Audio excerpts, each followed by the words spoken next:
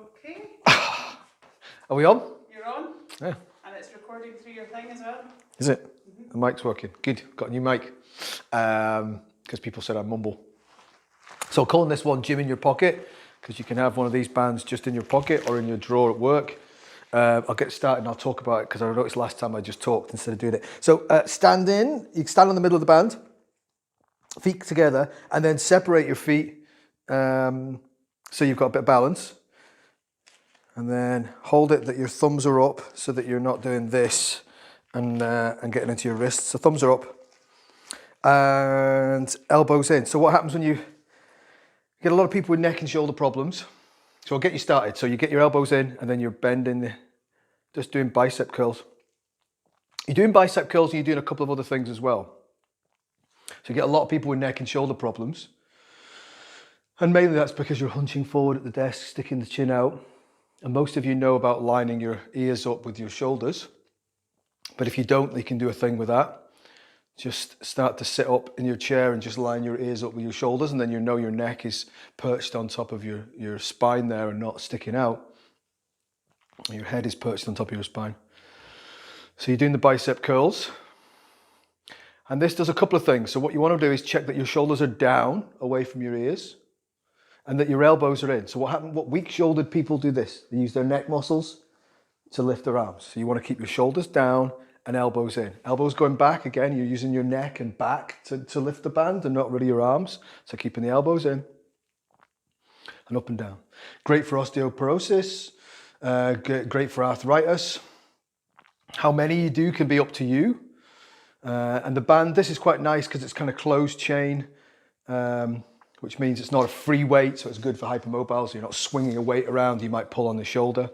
And you can really focus on just keeping the head lined up and the shoulders down. So shoulder muscles pull the shoulders down, and you don't want to be using your neck muscles, which do that. So you're keeping your shoulders down, bicep curls. And if you think that's easy, you can do it with your arms straight. And again, you've really got to pull the shoulders down as the arms go up in front of you. And you might only be down here, and that's fine.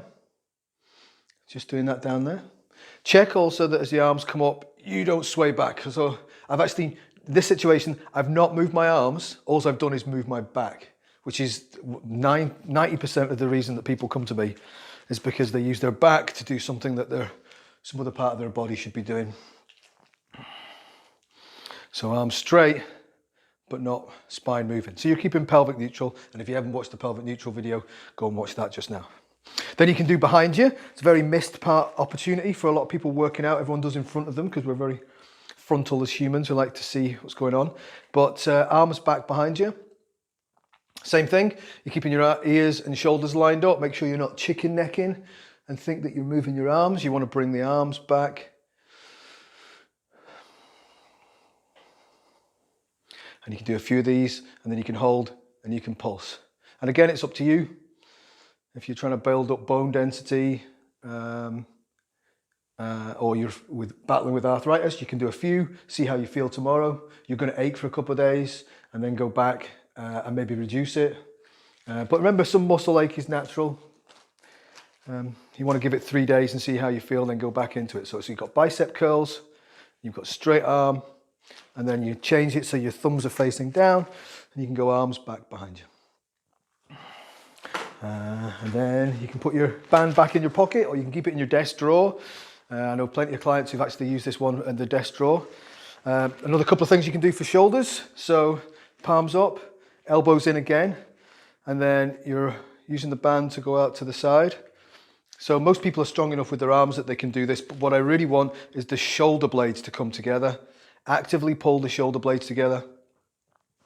Our back muscles are too kind of long and tight because we do this all day, and actually we don't do anything that really opens up. So along with starting climbing, this is a nice simple one. And again, so elbows are in and arms are going out to the side, and I'm really trying to bring the shoulder blades together as I do it, but again, I'm not going like this. And then you can open and then left arm, work a bit more. And then relax. So your shoulder muscles are a bit like your glutes. in that they burn quite a lot, quite quickly. But if you just relax, they're ready to go again. So you can open, and then with the right hand, shoulder, see the shoulder sink back. Use those muscles between your shoulder blades. We just don't use them day to day. You really have to go out of your way to use them. And the reward is pretty good. These muscles keep your head back. They prevent neck pain by keeping everything in place. I think that's about it. That's enough to be getting on with. A nice little few-minute workout there with a band. You only have to do it a couple of times a week and you'll feel a lot better in your neck and shoulders. Thanks for listening.